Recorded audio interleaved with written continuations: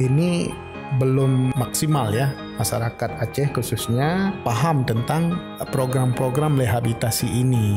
Apalagi yang mungkin belum keluarganya yang mendapatkan itu ya. Tapi bagi saya sendiri mungkin ada yang saya untuk mengirim ya, untuk ke rehab. Saya sudah bisa memahami program itu, dan program itu pada akhirnya ya itu bagus, bisa mengembalikan, walaupun mungkin ada kemungkinan ya, kalau mungkin dia tidak didampingi itu bisa saja dia tertarik kembali dengan kelompok-kelompok, karena di Aceh ini sangat rawan ya kalau menurut saya.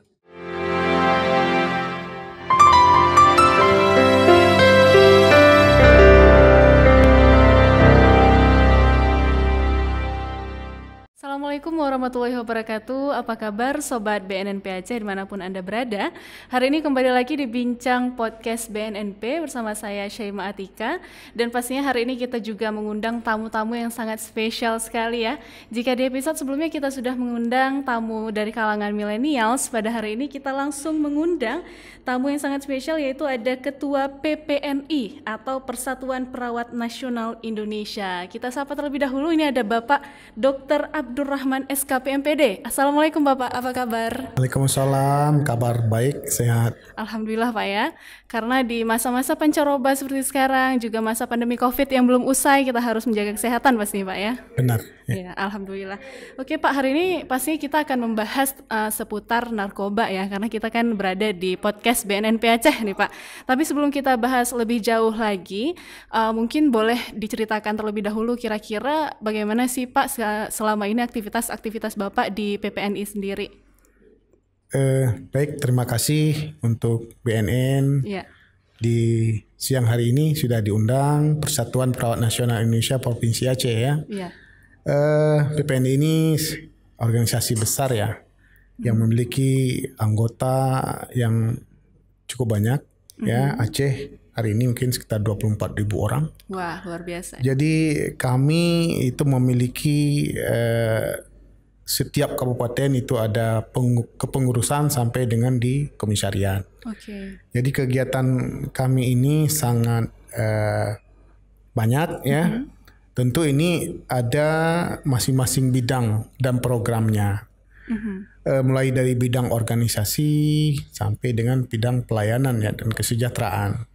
Nah, untuk bidang pelayanan mungkin termasuk kita dalam bagaimana memberi pelayanan kepada masyarakat, termasuk juga ya dalam pengendalian narkoba di Aceh ya. Kita ngambil bagian di situ. Oke, mungkin bisa nih Pak diceritakan sedikit ya, atau dideskripsikan sedikit kira-kira pandangan Bapak sendiri terhadap narkoba itu seperti apa Pak? Iya, narkoba ini kan suatu yang berbahaya ya, suatu zat yang kira-kira ini akan merusak ya generasi muda, sehingga ini perlu menjadi konsen kita bersama bagaimana untuk pencegahannya. Nah, jadi ini perlu menjadi perhatian kita bersama dalam pencegahannya. Ya benar. Kalau di PPNI sendiri Pak, selama ini aktivitas-aktivitas dari perawat-perawatnya terkait dengan narkoba ini seperti apa Pak? Mungkin ada sosialisasi atau mungkin aktivitas yang lain Pak? Boleh diceritakan mungkin? Ya, untuk di Persatuan Perawat Nasional Indonesia sendiri, untuk masalah narkoba ini kita sudah memiliki ya MOU di tingkat pusat. Antara Ketua Umum PPNI Pusat dengan BNN Pusat. Ya. Dalam MOU itu sudah disepakati ya lingkup yang menjadi kerjasama, termasuk advokasi dan penyebarluasan informasi. Ini termasuk bagaimana pendidikan dan juga ada penyuluhan ya. Kemudian ada juga peningkatan kompetensi dan kapasitas daripada SDM perawat, termasuk menjadi konselor adiksi ya, kemudian juga menjadi relawan anti narkoba. Kemudian juga ada penggiat anti narkoba. Itu menjadi lingkup daripada kerjasama antara BNN Pusat dengan PPNI Pusat. Nah, termasuk juga PPNI itu dalam di bidang pendidikan. Jadi mengembangkan kurikulum untuk pendidikan keperawatan adiksi. Jadi bagaimana untuk pencegahan narkoba. Nah, juga dalam pelayanan itu melakukan tes narkoba tes uji narkoba. Kemudian juga termasuk dalam penguatan komisariat. Jadi itu yang disepakati di dalam MOU dengan BNN pusat, sehingga kita di level provinsi dan kabupaten itu merujuk saja untuk melaksanakan kegiatan itu. Di Aceh sendiri ya kita punya program ya setiap tahun, khususnya itu di bidang pelayanan, kita akan melakukan sosialisasi penyuluhan ya dalam pencegahan narkoba, baik secara pengabdian masyarakat dari personal PPNI yang menjadi SKP maupun sebagai pengabdian kita untuk masyarakat termasuk daerah-daerah terpencil. Tahun lalu kita mungkin 3 kabupaten ya, 2 kabupaten, Aceh Besar dengan Banda Aceh, kemudian juga dengan provinsi, kita melakukan pengabdian masyarakat ke Pulau Aceh. Wow. Jadi di situ kita juga memberi penyuluhan kepada anak sekolah SD dan SMP tentang bahaya narkoba dan pencegahannya. Luar biasa sekali. Berarti sudah banyak ya Pak aktivitas-aktivitas yang dilakukan oleh PPN ini sendiri dalam mencegah penggunaan narkoba khususnya di Provinsi Aceh pastinya ya. Iya, benar. Oke Pak, kalau misalnya kita berbicara tentang perawat gitu Pak ya, itu pasti tidak jauh-jauh dari konteks kesehatan. Menurut Bapak sendiri bagaimana sih dampak buruk dari narkoba ini terhadap kesehatan Pak? Ya, ini saya pikir ini sudah menjadi pengetahuan umum ya bahwa narkoba ini bisa merusak daripada kesehatan, terutama dalam hal pikirannya, artinya untuk bisa merusak sel-sel otak manusia sehingga orang akan ketergantungan terhadap narkoba ini ya. Yang ini pada akhirnya nanti akan menyebabkan ya sampai bisa menjadi gangguan jiwa ya. Itu ujungnya banyak ya, kalau di kesehatan tuh banyak sekali di rumah sakit yang awalnya adalah karena ketergantungan daripada narkoba ini. Oke, kalau di keperawatan sendiri Pak, apakah Bapak pernah menjumpai kasus-kasus seorang perawat misalnya atau keluarga mereka misalnya terjerumus ke dalam narkoba ini sendiri Pak? Apakah pernah seperti itu atau bagaimana? Ya, mungkin tidak bisa kita pungkiri ya, ini narkoba ini bisa menyerang siapa saja ya. Benar. Bisa terjadi pada siapa saja, tidak melihat profesi. Oleh karena itu pemahaman, pengetahuan dan pencegahan itu harus tetap dilakukan. Di kesehatan sendiri, di perawat sendiri bahkan ya bukan hanya sebagai pengguna ya, tetapi juga ada yang kadang-kadang tertangkap ini sebagai pengedar, dan bagi kita itu tidak mentolerir. Kalau memang itu sudah menjadi aspek hukum, yaitu kita tidak akan mengadvokasi hal seperti itu. Tetapi bagi yang ini kita tetap akan mencoba untuk bagaimana mereka menjalankan program-programnya. Untuk di Provinsi Aceh, untuk perawat yang langsung direhab saya belum saya dapatkan, tetapi kalau yang anggota keluarganya ada. Itu bahkan mungkin di samping Sekretariat PPNI di Lamprit itu kan ada tempat rehabilitasi ya, yang mungkin kita juga sering kunjung ke situ untuk melihat. Memang terbatas ya, nggak bisa kita ini mungkin untuk melihat bagaimana aktivitas di situ. Oke. Berbicara tentang rehabilitasi sendiri Pak, apakah dari PPNI ini sudah pernah melakukan langsung kegiatan rehabilitasi tersebut untuk anak-anak muda di Aceh yang memang terjerumus ke dalam narkoba ini Pak? Ya, kalau PPNI sendiri kita pernah berkeinginan untuk membentuk sebuah rumah untuk rehabilitasi, tetapi ini terkait banyak aturan-aturan dan juga pembiayaan ya, sehingga pada akhirnya kita mungkin lebih mengadvokasi, memfasilitasi ya, bagaimana kita memanfaatkan tempat-tempat rehab yang ada. Biasanya kita akan mengadvokasi atau mengirim ke yang dekat dengan kita di depan rumah sakit jiwa itu. Oke Pak, masih tentang rehab nih Pak ya. Saya tertarik ini untuk membahas seputar rehabilitasi untuk pengguna narkoba ya. Kira-kira menurut Bapak, apakah di Provinsi Aceh sendiri masyarakat itu sudah mengetahui arti dari rehabilitasi dan apakah mereka sudah familiar dengan hal tersebut atau bagaimana Pak? Menurut saya ya, ini belum maksimal ya, masyarakat Aceh khususnya paham tentang program-program rehabilitasi ini.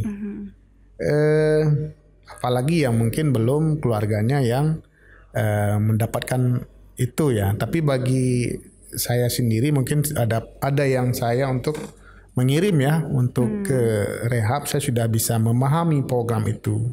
Dan program itu pada akhirnya ya itu bagus, bisa mengembalikan walaupun mungkin ada kemungkinan ya, kalau mungkin dia tidak didampingi itu bisa saja dia tertarik kembali dengan kelompok-kelompok, karena di Aceh ini sangat rawan ya kalau menurut saya. Benar. Dan juga narkoba ini kan tidak hanya dipakai oleh orang-orang yang usianya mungkin sudah 20 tahun ke atas atau bahkan 30 tahun, 40 tahun atau 50 tahun, tapi banyak juga anak-anak usia remaja ya Pak, 17 tahun misalnya menggunakan narkoba. Ini bagaimana pandangan Bapak terhadap hal tersebut? Ya, ini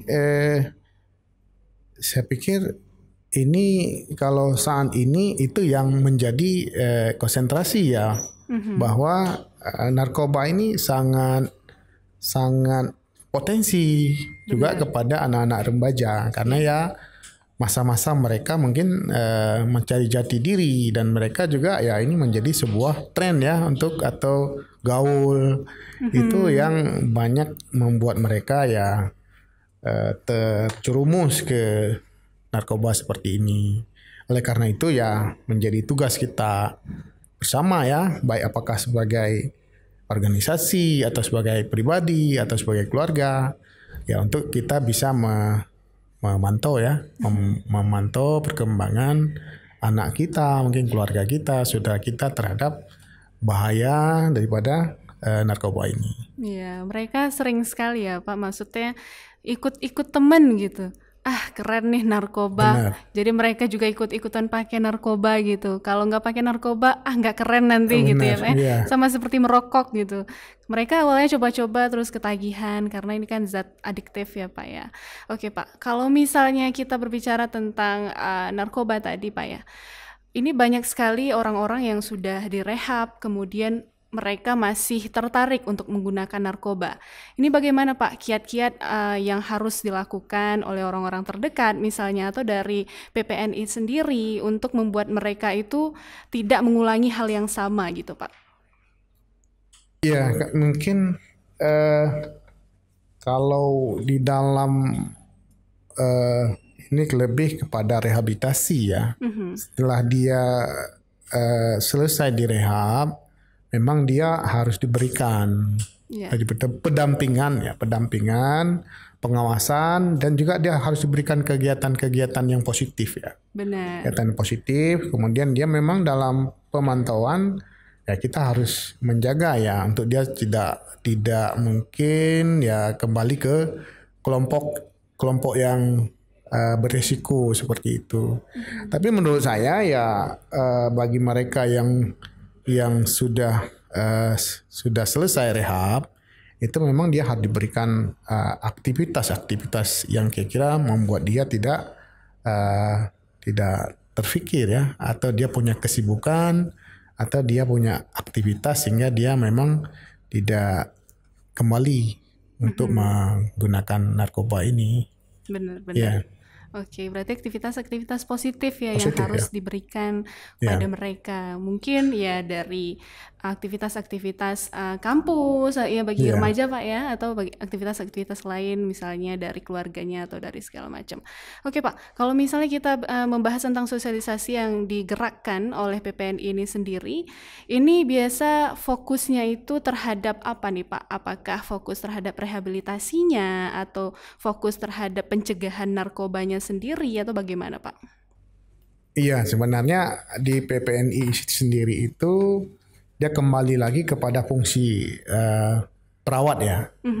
Perawat di dalam melaksanakan tugas itu dia ada fungsinya sebagai promosi dan juga sebagai preventif ya. Bahkan mungkin sampai dia rehabilitatif ya. Kalau yang selama ini lebih banyak kepada promosi ya, kampanye, kemudian penyuluhan ya, baik untuk kelompok masyarakat maupun institusi-institusi. Nah, jadi kalau di PPNI sendiri kami memberi credit point ya sebagai pengabdian masyarakat di setiap kegiatan. Daripada anggota itu kalau yang sudah melaksanakan itu akan diberi 1 SKP atau 2 SKP yang nanti akan digunakan sebagai untuk perpanjangan SDR-nya. Jadi itu kita lakukan. Kalau itu dilakukan oleh tim, maka seluruh tim itu akan diberikan sebagai kegiatan bersama. Jadi ini bentuk bagaimana kita memotivasi anggota supaya dia melakukan pengabdian masyarakat yang salah satunya adalah di dalam penyuluhan ya atau promosi terkait dengan narkoba ini. Oke. Terkait dengan rumah rehabilitasi yang tadi kita bahas nih Pak, dari PPNI sendiri apakah ada rencana ke depannya ingin bekerja sama dengan BNNP Aceh misalnya untuk membangun rumah rehabilitasi ini kepada masyarakat ya mungkin yang membutuhkan, karena kan seperti yang kita ketahui masyarakat itu mungkin takut ya jika melakukan rehabilitasi di BNN-nya langsung karena pikiran mereka terhadap BNN itu adalah menangkap orang misalnya gitu. Nah ini pandangan Bapak terhadap hal tersebut dan rencana Bapak ke depannya terkait kerjasama antara PPNI dan juga BNN ini seperti apa Pak? Iya, kalau saya mungkin sebagai ketua PPNI Aceh memang berharap sekali ya ini bisa ditindaklanjut dari MOU yang sudah dilakukan di PPNI Pusat dengan BNI Pusat. Nah, salah satunya yang terkait dengan membangun rumah rehabilitasi. Benar. Sudah pernah ya, mungkin dengan Pak Sayuti kami membicarakan ini. Tapi ini di kesempatan ke depan kita juga akan mencoba ya peluang-peluang untuk kita lakukan ini. Karena dari segi sumber daya manusianya, ya kapasitas anggotanya mampu untuk melakukannya ini, cukup ya untuk kita melakukan ini. Tapi nanti kami akan mencoba mempelajari kembali kalau memang ini mungkin dilaksanakan di tahun ini, kita akan percepat gitu. Oke, kita tunggu ya Pak, semoga ya, insyaallah rencananya ini bisa berjalan dengan lancar. Ini juga untuk masyarakat luas pastinya dampaknya sangat baik ya Pak ya untuk pencegahan penggunaan narkoba. Oke Pak, mungkin terakhir pesan-pesan Bapak terhadap masyarakat atau bahkan generasi milenials Pak terkait pencegahan penggunaan narkoba ini seperti apa? Silahkan Pak disampaikan. Ya, kami menyampaikan kepada seluruh masyarakat Aceh ya, orang tua kita ya, keluarga, dan untuk bisa selalu menjaga ya anak-anak kita semuanya untuk bisa terhindar dari bahaya narkoba. Kepada adik-adik semuanya yang milenial ya, untuk bisa melakukan kegiatan-kegiatan yang produktif ya, yang positif, sehingga kita tidak terlena atau terpengaruh dengan hal-hal negatif seperti menggunakan narkoba ini. Benar, alhamdulillah. Baik, itu ya pesan-pesan langsung dari Ketua PPNI Provinsi Aceh, Pak ya, dari Bapak Abdurrahman terhadap masyarakat dan juga terhadap para generasi milenials yang ada di Provinsi Aceh agar terhindar atau agar tidak terjerumus ke dalam penggunaan narkoba. Baik, Bapak, akhirnya pembicaraan kita pada hari ini cukup sampai di sini dulu. Semoga kita ke depannya bisa membahas hal-hal lain yang lebih menarik ya, Pak, terkait narkoba atau hal-hal lain yang memang nanti bisa kita bahas ke depannya. Terima kasih Bapak sudah bergabung dalam podcast kita pada hari ini. Semoga apa yang kita bahas pada hari ini bisa berguna dan juga bermanfaat bagi masyarakat luas pada umumnya.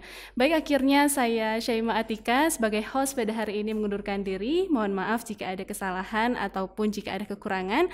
Wabillahi taufik wal hidayah. Wassalamualaikum warahmatullahi wabarakatuh.